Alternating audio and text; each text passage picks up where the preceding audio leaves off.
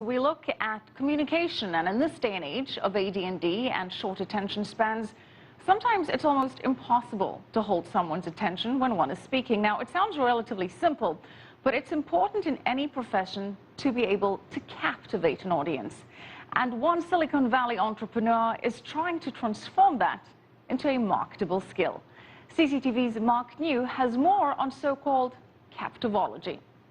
Obviously him on the cover. So anyway, Ben, come on down. So he's going to talk about captivology.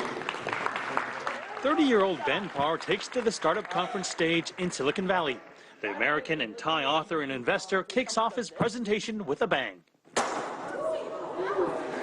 Parr is the former co-editor of tech website Mashable and was named to Forbes 30 Under 30, a list of young people who are changing the world.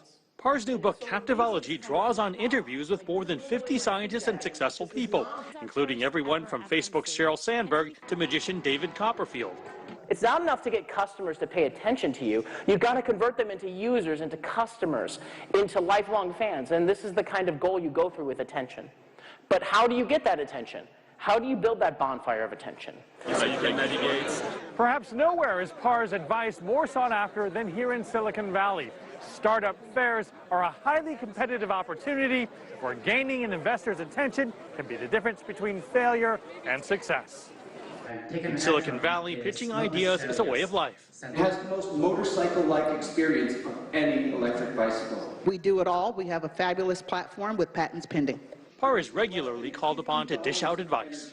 But I worry about how do you expand beyond that? How do you expand beyond a business that makes maybe $10 million a year and turn into a company that makes $1 billion a year? Right. Parr works directly with startups. He co-founded Dominate Fund, an early-stage venture capital firm that invests in emerging technologies. While he's a lover of technology, especially drones, it's his knack for marketing that rises above the competition.